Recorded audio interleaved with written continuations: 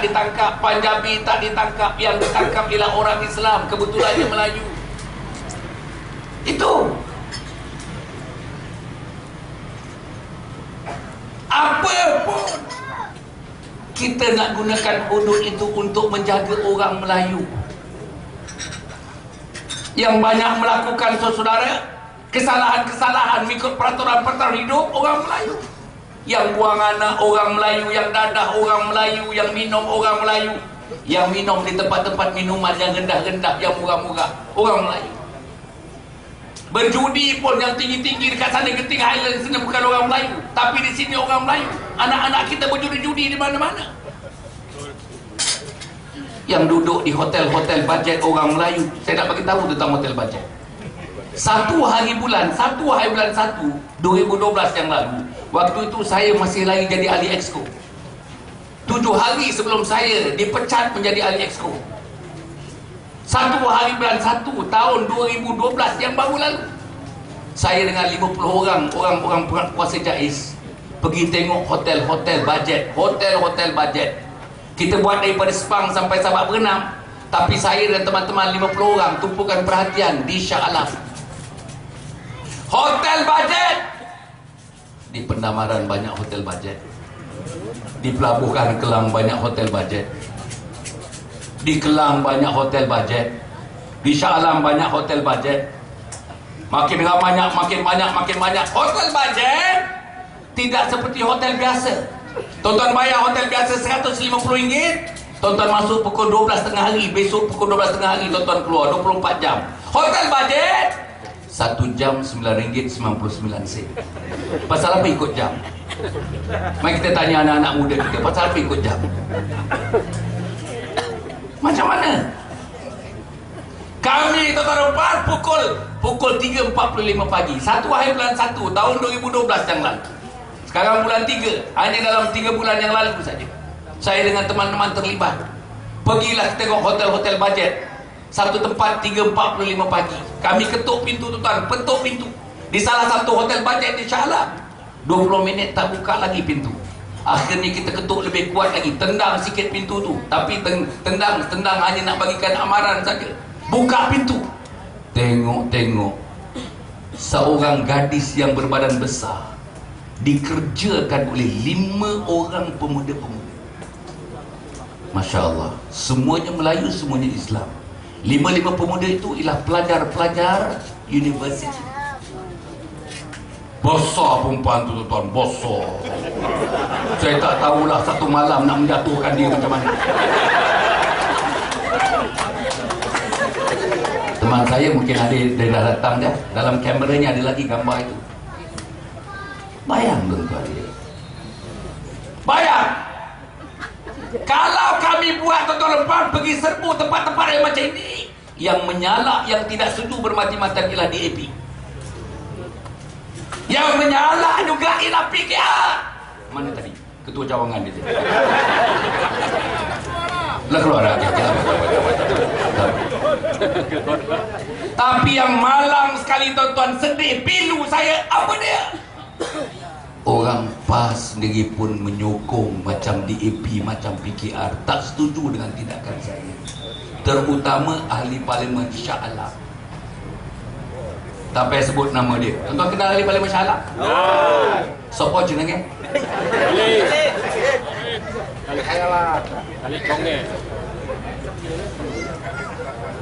Saudara-saudara, macam mana?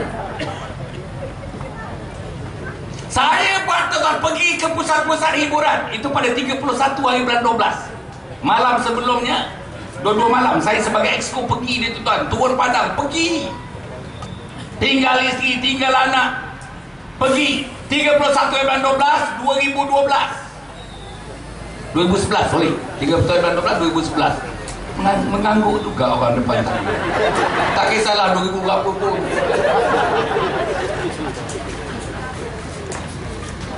31 bulan 12 2012 saya pergi ke pusat-pusat 2011. Saja. Kita nak tengok orang Bandar Puteri ni, dia tahu kita tahu. Dia ikut ke tak ikut. Tuan-tuan dan puan, 2011 31 hari bulan 12 pagi juga, dalam pukul 3.30 saya dan teman-teman pergi ke salah sebuah hotel 5 bintang. 3.30 pagi terdapat tuan-tuan dan puan 26, semua sekali lebih daripada itu, 26 anak-anak perempuan Melayu cantik-cantik, umur antara 18 sampai sekitar dalam 30 tahun, cantik-cantik, comel-comel, putih-putih, baju cantik, handbag cantik, gelang cantik, makeup cantik. Minum tuan-tuan, ya Allah, minum whisky, brandy, Johnny Walker, minum red wine, white wine, cognac, martini, itu nama-nama dia. Itu nama-nama minuman keras. Martini itu bukan nama dia. Minum. Saya pergi tuan-tuan jumpa dia, nak ambil kenyataan. Pegawai Dais nak ambil kenyataan. Dalam nak ambil kenyataan, ambil IC. Sambil bagi IC, sambil tuang lagi depan kita. Tuang lagi. Tak kisah anak umur 18, 19, 20 tahun, cantik-cantik, comel-comel. Saya lupa nak tanya, ada tak orang pendamu? Lupa nak tanya. Tapi macam ikan gas tu ada.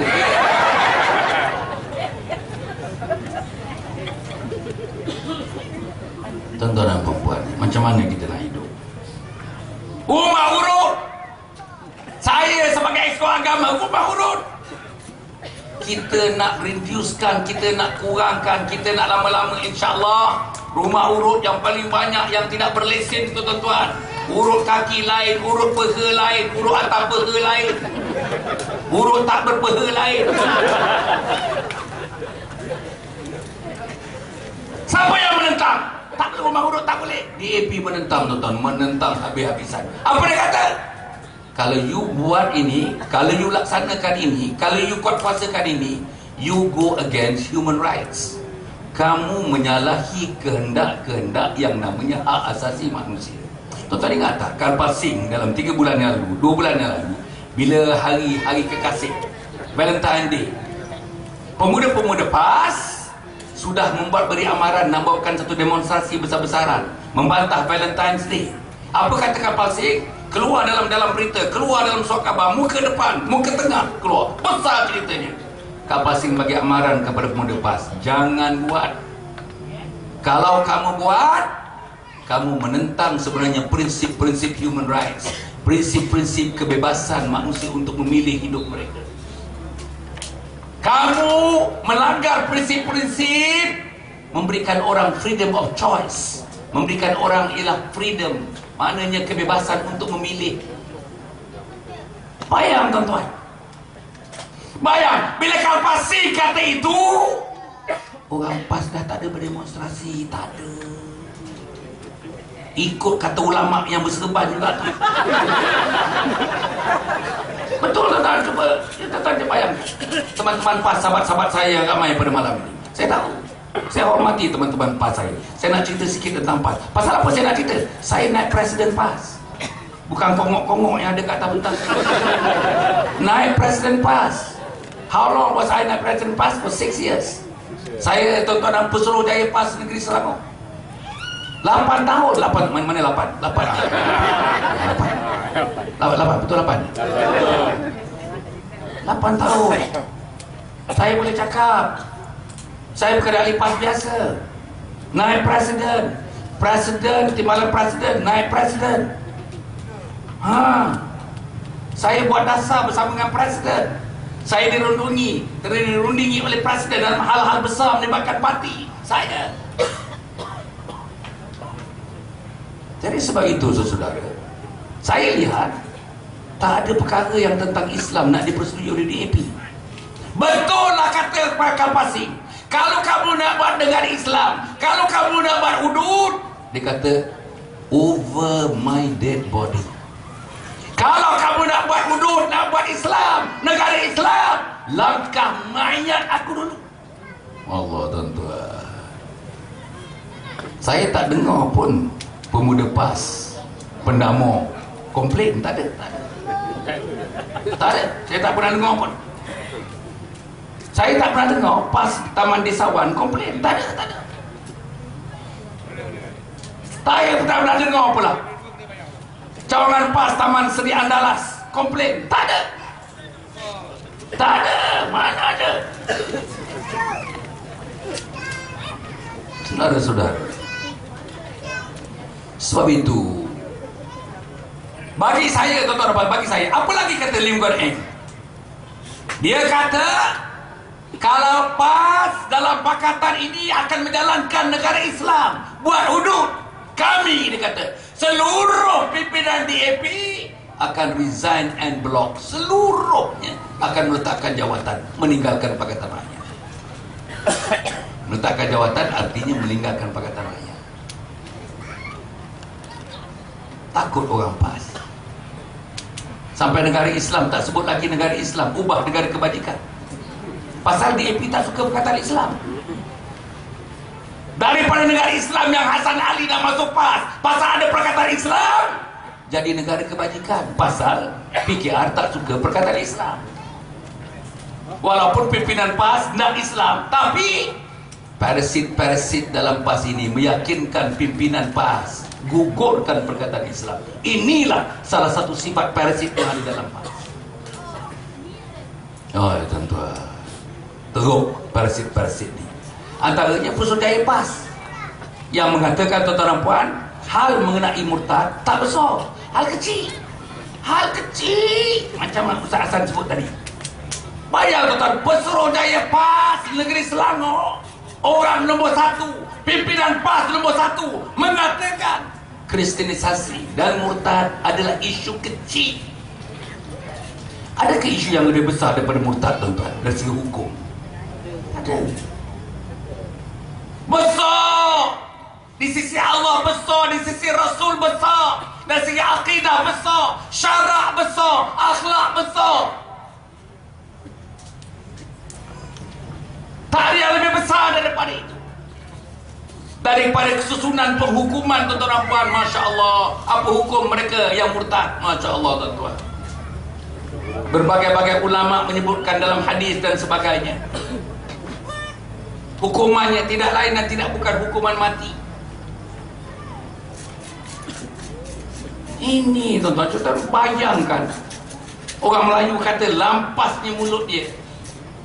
Boleh dia mengatakan isu murtad, isu kristenisasi, mengkristiankan orang Islam itu kecil. Kecil. Penghuni hantu lebih besar.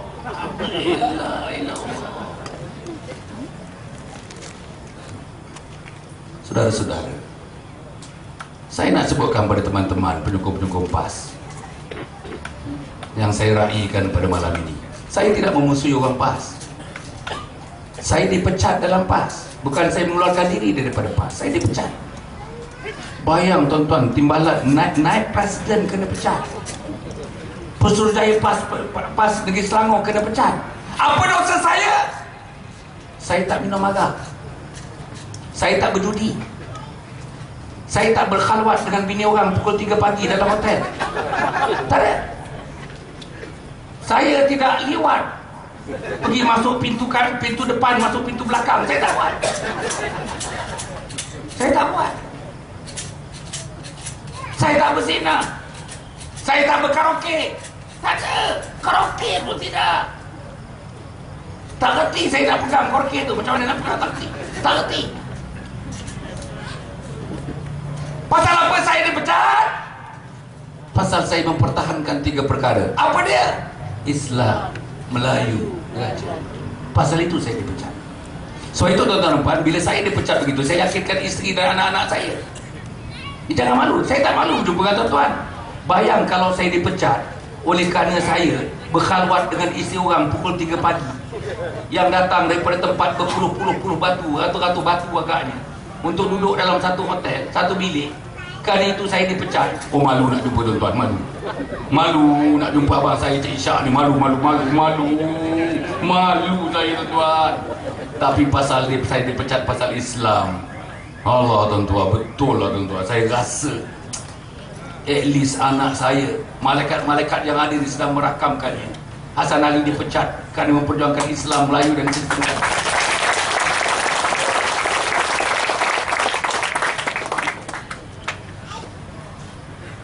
Saya dipecat, tuan-tuan. Sampai sekarang ni dah 3 bulan. Saya tak tahu apa salah saya. Tak tahu. Tak pernah diberitahu, maknanya tidak ada pertuduhan. Mana ada undang-undang disiplin, peraturan disiplin. Saya ketua jabatan, tuan-tuan, lama juga ketua jabatan. Masa saya bekerja dengan kerajaan, di luar kerajaan pun menjadi ketua jabatan, jaga disiplin orang-orang di bawah kita. Tak ada pertuduhan.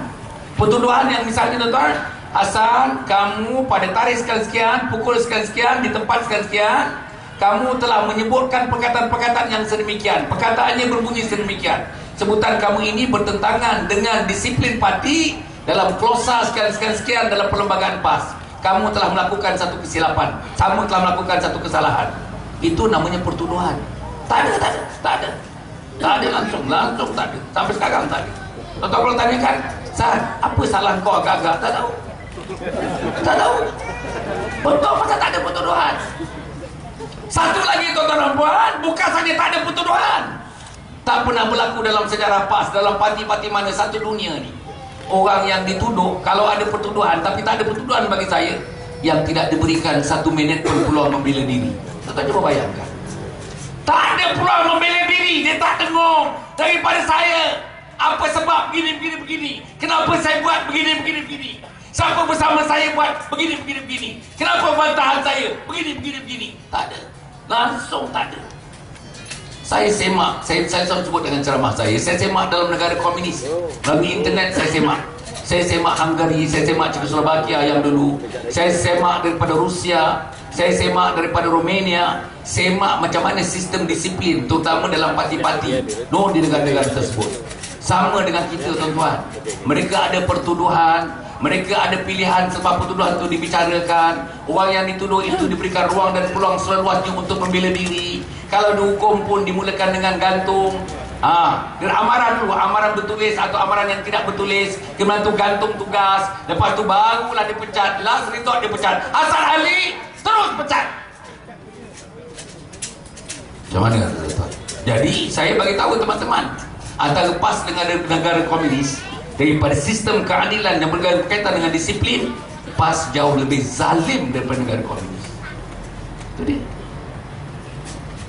Saya nak beritahu teman-teman saya, orang PAS yang ramai kat sini, macam mana, tuan-tuan? Tuan-tuan nak sokong macam mana ni?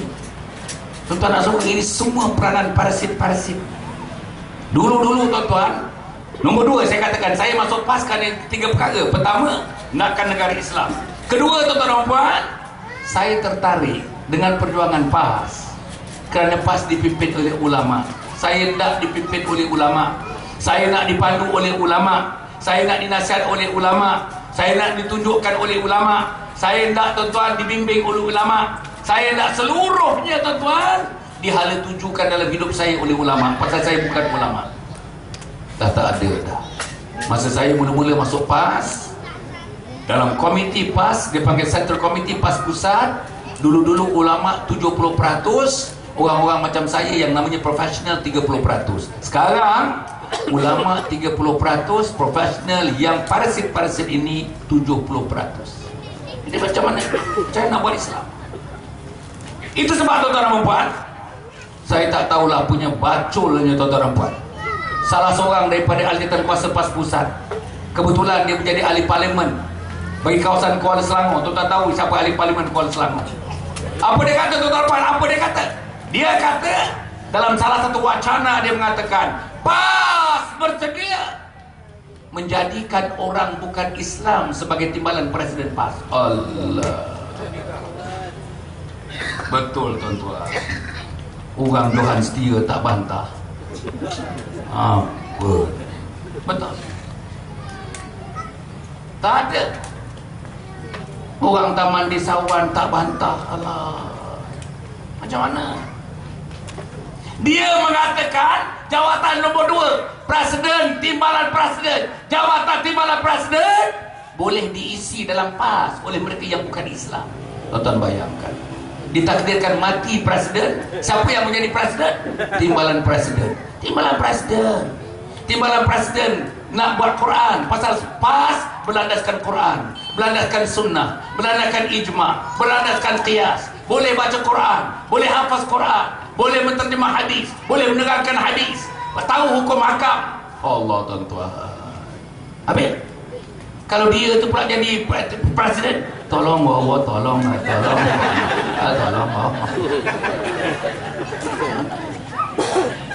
Apa? Tak ada orang bantah. Tak ada orang bantah. Bayang tuan-tuan ya. Inilah benda-benda yang sepatut dipikirkan. Dan satu lagi tuan-tuan puan, saya ingat insya-Allah ya. Saya masuk PAS oleh kerana saya melihat akhlak yang sangat cantik di zaman pentadbiran Datuk Fadil Noh, almarhum Datuk Fadil Noh. Sekarang ni akhlak dia, forget about akhlak. Macam disebutkan Ustaz Hasan sebutkan, yang penting ialah kita ke Putrajaya. Putrajaya. Forget about Islam, yang penting ialah Putrajaya. Forget about hudud, yang penting ialah Putrajaya. Forget about negara Islam, yang penting adalah Putrajaya. Tak bayangkan ya. Forget about murtad, yang penting ialah Putrajaya. Tuan-tuan, saya bukan kata saja, tuan-tuan boleh rujuk dalam akhbar 2 hari yang lepas, hari ini. Macam mana? Saya tak mengatakan tak penting Putrajaya bagi mereka, tapi takkanlah korbankan Islam kerana Putrajaya, korbankan Melayu kerana Putrajaya, korbankan institusi raja kerana Putrajaya, korbankan semangat untuk memajukan hak kita, keistimewaan kita atas nama Putrajaya. Ayo tuan-tuan, saya tak boleh hidup dalam suasana begitu. Putrajaya dah jadi zikir harian dah. Putrajaya. Dah ada tasbih khas Putrajaya. Macam mana? Saudara-saudara, saya nak menyentuh sikit yang YB Azmin ada sentuh tentang saya. Tadi Ustaz Hasan ada sentuh, tapi elok saya sentuh. Yang mengatakan saya membazir, tapi Menteri Besar dah jawab. Hasan Ali buat kerja-kerja membangunkan satu ofis untuk dia dan 19 orang yang lain. Tak ada esko-esko yang ada 19 orang kaki tangan. Saya seorang, pasal skim sel, skim mikrokredit berada bersama saya di ofis saya. Bilangan jumlahnya 19 orang. 300,000 19 orang. Yang lain tu bangunkan ofis dia dengan 2-3 orang yang lain. Saya 19 orang. Bukan dibangunkan, bukan renovasi ofis saya, ofis baru. Ofis saya tak ada tempat lagi dah kecil sangat. Tak boleh ambil lagi 19 orang. Buat. Tuan-tuan boleh tengok sendiri. Sesekali tuan-tuan pergi SUK, tengok apa yang kami buat. Segala-galanya begitu sederhana. Saya dilaporkan tuan-tuan, kontraktor itu pun tuan-tuan mengadu, tidak membuat keuntungan, bahkan rugi berpuluh-ribu ringgit rugi. Potongan. Tak ada. Tapi Menteri Besar dah sebut, Hasan Ali ikut peraturan. Apa masalahnya dia ikut peraturan? Tak ada. Saya rekod tuan-tuan 40 tahun dalam perkhidmatan kerajaan dan bukan kerajaan. Tak ada laporan polis tentang saya, tak ada. SPRM tak ada. Tapi kawan tu yang menyebut tu tuan-tuan, laporan polis banyak, SPRM banyak. Betul. Saham macam mana? Saham dengan isteri sampai 80.5 juta dengan seorang adik ipar. Tak jawab. Salah laku yang melibatkan isterinya yang disebut tadi. Tak jawab. Macam mana tak jawab tuan-tuan? Hal fundamental tuan-tuan nak sokong dia, tapi dia tak jawab.